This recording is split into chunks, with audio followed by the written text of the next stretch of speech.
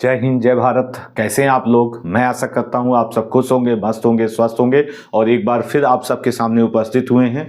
और class 10th में आज बहुत इंपॉर्टेंट टॉपिक पढ़ाने वाले हैं, जिस टॉपिक का नाम है जीन। तो आज हम जीन पर चर्चा करेंगे।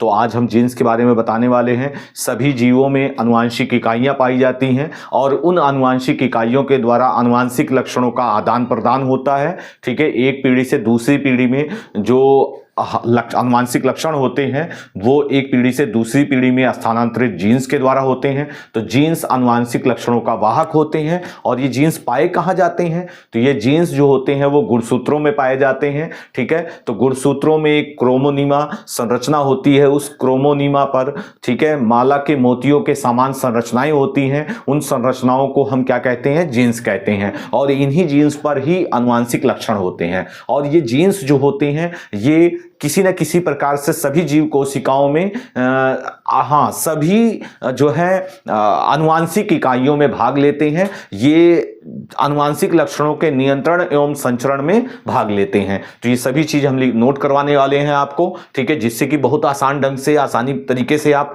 बोर्ड एग्जाम में अगर इस टाइप का क्वेश्चन पूछा जाता है तुरंत आप लिख कर आएंगे। ठीक है, चलिए हमारे साथ नोट्स बनाइएगा। हेडिंग डालते हैं जीन। जीन और इसके बारे में हम कंप्लीट आपको बताएंगे आज। चलिए लिखना स्टार्ट करेंगे। सभी जीवों में आनुवांशिक इकाइयों के द्वारा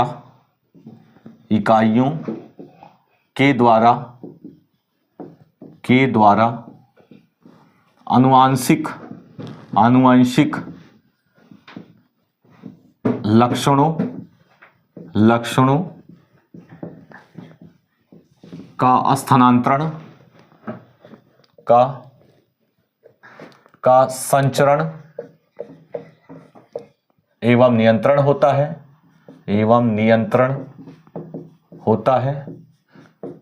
होता है। चलिए, ये पॉइंट बहुत इंपॉर्टेंट है। सभी जीवों में आनुवांशिक इकाइयों के द्वारा आनुवांशिक लक्षणों का संचरण एवं नियंत्रण होता है। तो सभी जीवों में आनुवांशिक इकाइयों के द्वारा ही आनुवांशिक लक्षणों का संचरण एवं नियंत्रण होता है। तो वे आनुवांशिक इकाइयां क्या होती हैं आपको बताने वाले हैं। तो नियंत्रण होता है इन इकाइयों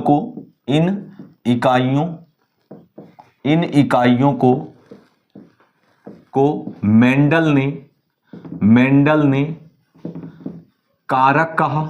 मेंडल ने क्या कहा? इनको कारक कहा था। ठीक है, इन्हें कारक नाम दिया।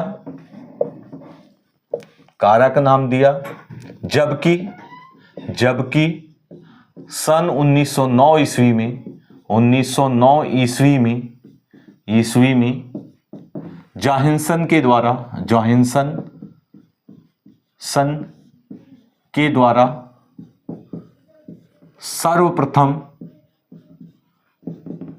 सर्वप्रथम जीन शब्द नाम दिया गया। शब्द दिया गया। ठीक है, तो ये जो आनुवांशिक इकाइयां थी जिनसे आनुवांशिक लक्षणों का संचरण एवं नियंत्रण होता है, ठीक है, उन आनुवांशिक इकाइयों को मेंडल ने जो है कारक नाम दिया था। जबकि सन 1909 ईस्वी में जॉहानसन के द्वारा सर्वप्रथम जीन शब्द दिया गया। ठीक है, तो उन आनुवांशिक इकाइयों को जॉहानसन ने जीन शब्द दिया। ठीक है, जीन शब्द दिया। तो इस प्रकार जीन शब्द की उत्पत्ति हुई। हमने उसकी उत्पत्ति के बारे में बताया। अब हम बताएंगे इसके गुणों के बारे में। जीन गुणसूत्रों के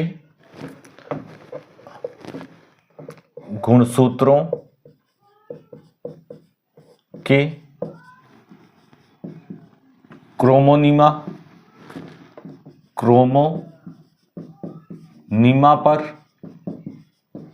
पर माला के मोतियों के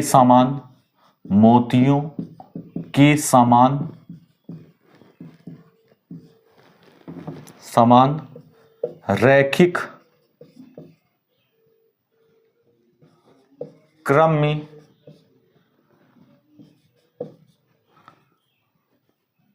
जुड़ी संरचना होती है, संरचना होती है, होती है, संरचना होती है जो आनुवंशिक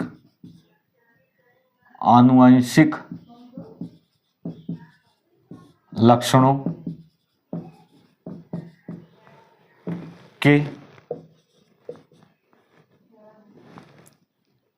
के नियंत्रण, आनुवंशिक लक्षणों के नियंत्रण में सहायक होती है, सहायक होती है। ठीक है, तो इस प्रकार से बताया गया कि जीन गुणसूत्रों की क्रोमोनीमा पर माला के मोतियों के समान रैखिक क्रम में जुड़ी संरचना होती है, रेखीय क्रम में जुड़ी संरचना होती है। ठीक है, और यह आनुवंशिक लक्षणों के नियंत्रण में सहायक होती है। ठीक है, और भी हम कई गुण बताएंगे, आपको पॉइंट्स वाइज बताने वाले हैं। जीन फर्स्ट पॉइंट हम बताने वाले हैं, जीन उत्परिवर्तन की इकाई है, उत्परिवर्तन की इकाई है,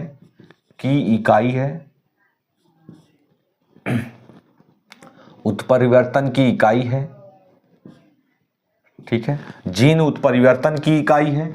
देखिए, उत्परिवर्तन की इकाई का मतलब है कि जीन के द्वारा जो संतानें होती हैं उनकी संरचना निर्धारित होती है, तो इसलिए इनको उत्परिवर्तन की इकाई कहा गया। जीन को उत्परिवर्तन की इकाई कहा गया है क्योंकि इन्हीं के द्वारा उनकी संरचना निर्धारित होती है और संरचनाएं परिवर्तित होती हैं, तो इसलिए जीन को उत्परिवर्तन की इकाई कहा गया है। ठीक है, तो जीन उत्परिवर्तन की इकाई है। ठीक है, इकाई है, ऐसा हम कह सकते हैं। ये फर्स्ट गुण है। ठीक है, नेक्स्ट सेकंड गुण है, जीन जो है उत्परिवर्तन की इकाई है। जीन कार्यकी की इकाई है, कार्यकी की इकाई है। ठीक है, तो जीन कार्यकी की इकाई है, ऐसा बताया गया है। तो चूंकि बताया गया कि जीन जो है आनुवंशिक लक्षणों के नियंत्रण में सहायक होती है, तो देखिए जीन जो होते हैं वो जितने भी आनुवंशिक लक्षण होते हैं उनके नियंत्रण में सहायक होती है। ठीक है, उनका नियंत्रण एवं समन्वय करती है। जितने भी आनुवंशिक लक्षण होते हैं उनका नियंत्रण एवं समन्वय जो उनका कार्य जीन का होता है। तो ये आपका फर्स्ट है। नेक्स्ट थर्ड पॉइंट है, जीन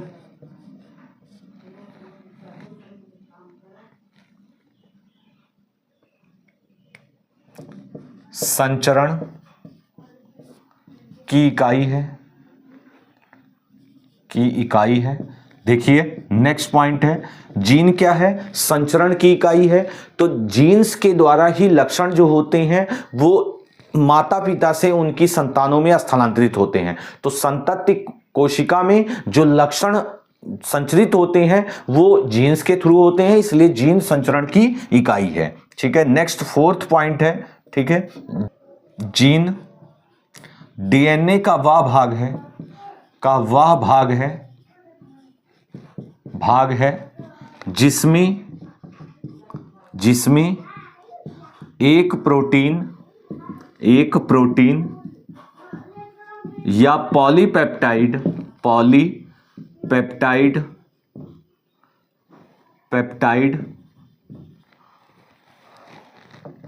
श्रृंखला, ठीक है, जीन जिसमें एक प्रोटीन या पॉलीपेप्टाइड श्रृंखला के संश्लेषण की सूचना होती है। ठीक है, तो इस प्रकार से हमने जीन्स के बारे में, अगर जीन्स पर टिप्पणी आपसे बोर्ड एग्जाम में पूछी जाती है तो ये सारी चीजें आपको बतानी होंगी। ठीक है, नहीं, ये जीन्स के बारे में हमने बताया, जीन्स के मेन गुण के बारे में बताया। जीन्स उत्परिवर्तन की इकाई है, मतलब इनमें परिवर्तन होता रहता है। ठीक है, इनके द्वारा परिवर्तन होता रहता है लक्षणों में। और जीन्स कार्यकी की इकाई है, मीन्स आनुवांशिक लक्षणों के विभिन्न प्रकार के गुणों का नियंत्रण एवं समन्वय करता है। और जीन्स संचरण की इकाई है, मीन्स यह एक पीढ़ी से दूसरी पीढ़ी में संचरण आनुवांशिक वाहक के रूप में कार्य करता है। और जीन डीएनए का वह भाग है जिसमें एक प्रोटीन या पॉलीपेप्टाइड श्रृंखला के संश्लेषण की सूचना होती है। तो इस प्रकार से आपको हमने कंप्लीट जीन के बारे में बताया। मैं ऐसा करता हूं आपको ये समझ में आया होगा। तो हमारा प्रयास, लगातार प्रयास यही है कि आपको एक एक टॉपिक जो है वो हम पढ़ा रहे हैं, जिससे कि आपको ये इस टाइप से क्वेश्चन पूछा जाए, इस टॉपिक से क्वेश्चन पूछा जाए तो कंप्लीट आप इस टॉपिक को अच्छे ढंग से आप नोट कर सकें, लिख सकें।